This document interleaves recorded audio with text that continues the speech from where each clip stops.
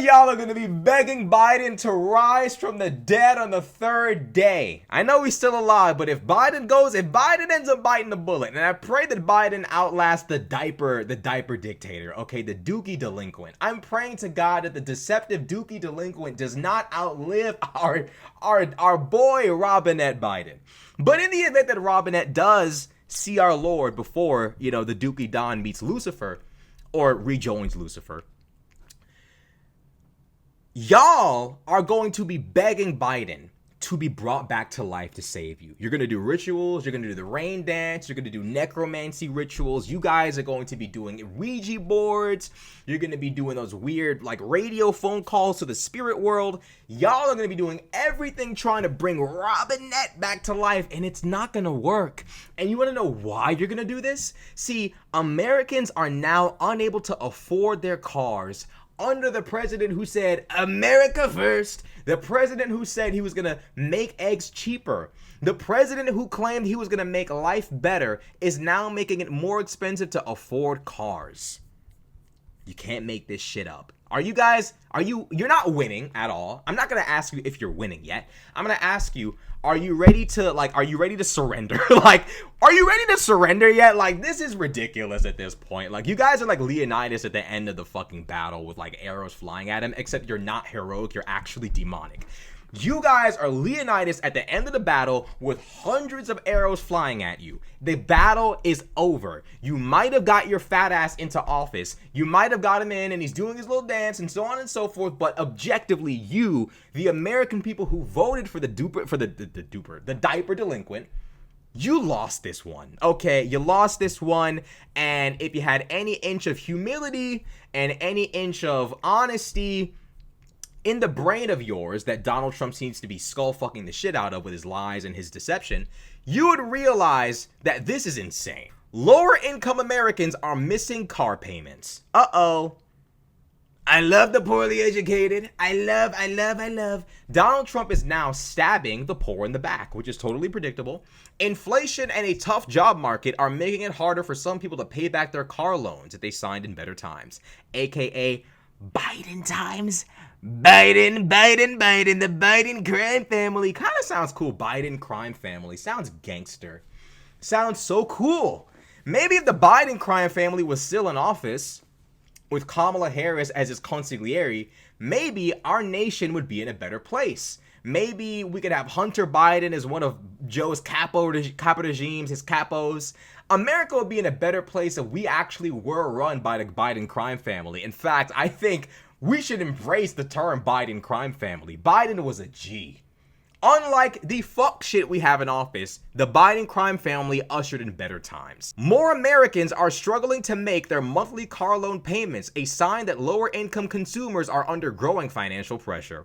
The share of subprime auto loans that were 60 days or more past due reached a high of nearly 6.5% in January, and has lingered near that level according to Fitch ratings.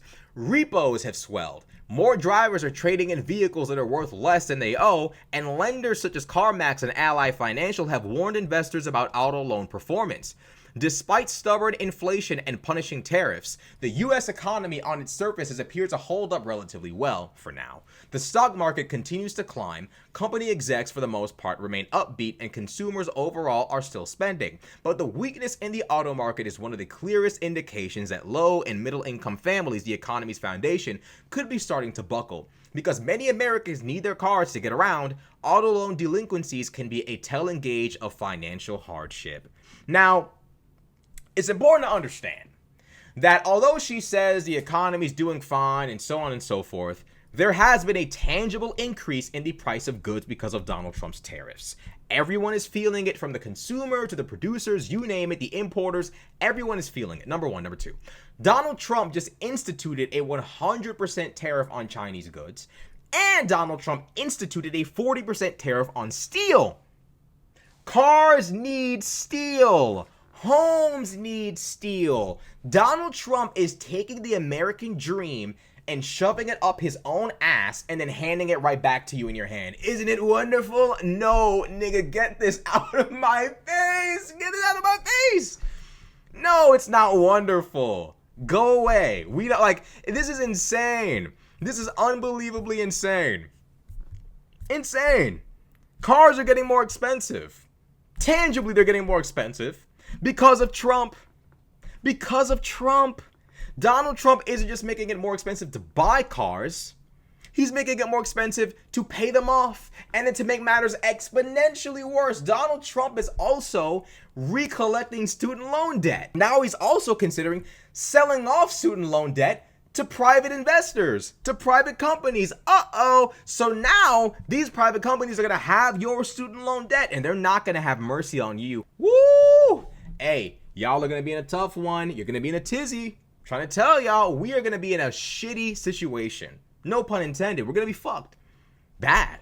Like, we're going to be in a bad situation. Donald Trump is crushing the lower class, and the middle class is just barely getting by, and he doesn't care. In the wake of all of this economic and, mayhem, so on and so forth, Donald Trump, in case you didn't know, just want to let you know, he's building a new ballroom. They're going to be serving McDonald's. No, you can't have any, but they're going to be selling McDonald's. Serving. Well, I may probably selling. They're probably going to be selling, $5 million McDonald's plates. Big Macs. They're going to be cold, but it's Donald Trump's Big Macs. He's selling them. They're his. $5 million Big Macs, $2 million chicken tenders. Not chef made, okay, not made by a chef with Michelin stars, no, McDonald's. He's gonna build a ballroom. No, you can't come. No, you can't have any. But just so you can be happy and you can be so proud of your favorite president, he's gonna be building a ballroom. No, you can't go. I told you can't go. Stop asking. No, you cannot enter the ballroom. No peasants allowed. No peons allowed. No peewees allowed, okay? You can't join. You can't be a part of the club. Okay? You're broke. Some of you are black. Some of you are broke and black. Some of you are just broke and white. If you're broke and black, you're not getting in. If you're broke, you're not getting in. If you're broke, you're not getting in, okay? Okay, you're not getting in. You could be white and broke. You still don't got a membership, okay? In the wake of all of this economic mayhem, the lower class being smushed by Donald Trump and J.D. Vance, they're throwing parades with the Marine Corps. They're building ballrooms and Arc de Trumps and you name it. And sure, you're financially struggling and the American dream is slowly but surely becoming a Luciferian nightmare. Where's Jordan Peterson when you need him? Luciferian! Machiavellian! Like, where the fuck is he when you need him? Okay, come on. You know what I mean? Like, where is he? So, in the wake of all of this Luciferian evil, in the wake of all of this, Donald Trump's building a ballroom, though. Isn't that cool? Isn't that really cool? Isn't that amazing? You can't go, but it's gonna build a ballroom. But I actually have a parlay. How much y'all want to bet? Dude, what do I want to parlay? I have a bet that Putin's gonna be physically in the White House soon and in the ballroom one day within the next 4 years. Unbelievable, but I actually think, that's my parlay, I think Putin and Netanyahu will be there on the same day at the same time and will eat there. Facts. I'm willing to bet that this ballroom will host the two most genocidal people of the 21st century. Actually, maybe the Saudis and the Israelis and the Russians will be in the room at the same time. It will be interesting seeing Putin eat McDonald's. I really don't want to see the Saudi.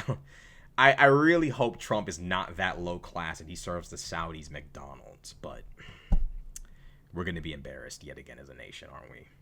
Fuck. It is what it is, but look. That's not what's important, though. Okay? What's important is the American people are being ripped to shreds. And people still aren't accepting it. People are clinging to Trump's memes, his jokes, as some kind of explanation for how bad this presidency is. And it seems like only the neo-Nazis can acknowledge how bad this has been. Only Fuentes, only Spencer, only these two can clearly see that this is not going to end well for the right. It's not. This is the worst administration I've seen in my life. Haven't been around that long. I'm only 24, but this is just the worst. I think this is the worst that anyone has seen ever. Ever. Like, I don't care how old you are. This is worse than Nixon, objectively. Worse than Bush. You know, we're fucked. If I'm not explaining it well enough, we're fucked. So, when we're all poor and broke and at each other's throats, you can rest assured that Donald Trump will be doing his diddler dance in the White House. Rest assured.